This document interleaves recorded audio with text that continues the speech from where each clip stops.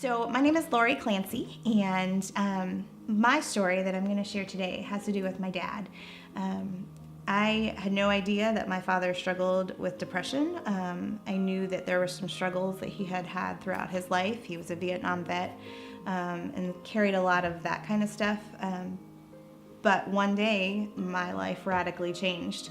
And like a lot of people, it radically changed with a phone call. I was at work all day. I had had the worst day of work in my entire life. I worked at a residential group home. I ran a group home for IDD folks. And one of my clients was so upset, she actually bit a soda can and it exploded. And so I had been called back into work to deal with her behaviors when my husband knocked on the door. I opened the door and I said, "What's wrong?" Because he was crying, and Dave never cries. So I was like, "What's going on?" And he said, "Your dad died." And I said, "Did he have a heart attack?" And he said, "No, he committed suicide."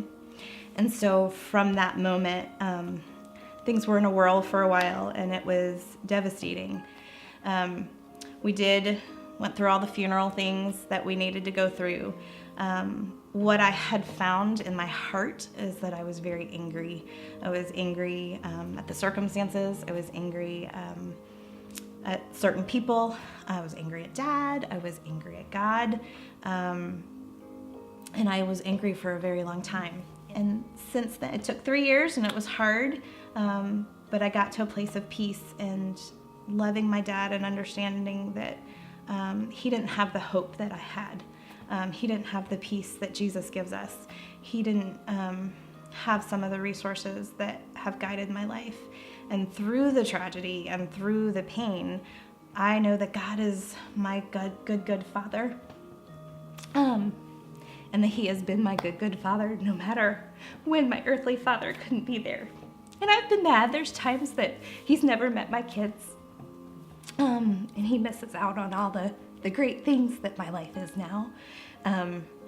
I am now a licensed counselor. I had a practice where I help people who are depressed and suicidal. I work at the hospital and I do assessments for people who have attempted suicide and or have been suicidal. And so I think I understand suicide from lots of different angles. I think that God allowed me to walk my valley and my journey so that I knew that He really is enough during the darkest times, that the pain we go through makes us stronger, gives us a dependence on Him that you only know in the valley. And so I was able to seek God's word as my passion and as my direction. He is my grounding. If I lose everything else like I did in that moment, He really is enough for whatever the next step is. So I was 23 when my dad passed away. One of the first verses he gave me, and I have it marked in my Bible, is 10/31/1998. He died on October 5th of 98. I remember sitting by the creek where my house was, and he gave me Psalms 71. 20 and 21. And it says, "Though you have made me see troubles many and bitter, you will restore my life again. From the depths of the earth, you will bring me up. You will increase my honor and comfort me once again." And in that moment, I have the blessing of having God's word as my truth and as my litmus. And so for me, that particular verse gave me hope that while life was horrible in this moment, I knew that He was my hope and He is my wisdom and my truth and my foundation. And even though my world was rocked and shattered in many respects, He was the one that I'm going to keep going back to, and His word never fails. And His word gives me truth and guidance and peace, and the wisdom that I didn't know how to get through it at the time, but that even though I am seeing many troubles, many and bitter, He is the one who restores my life.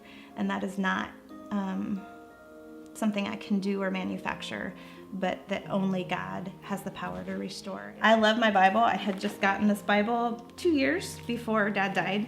It was my present from my mom when I went to Bible college. And I probably will never use another Bible because this is my foundation and my truth.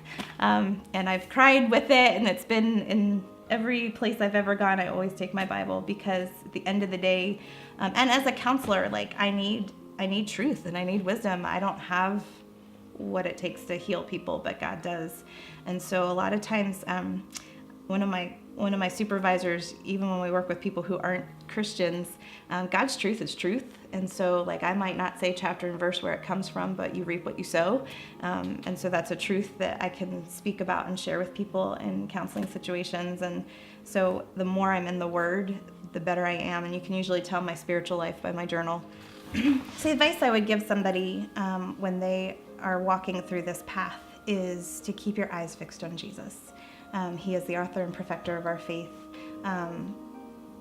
The world wants to throw a lot of things at us, but He really is your foundation. He really is enough. You can be mad at God. There were days I screamed at Him. There were days I yelled at Him.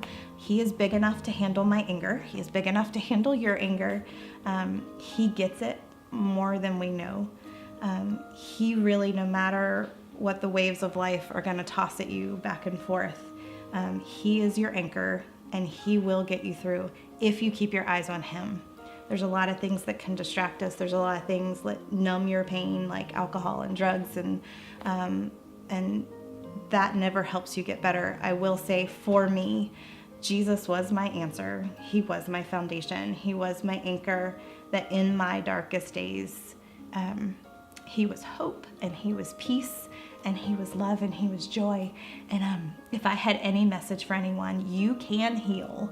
God does not want you to carry the burden of whatever you're going through for the rest of your life. He came so we could have life, and we could have it abundantly. He didn't come for you to walk in misery the rest of your life. He came for you to have hope and for you to have peace.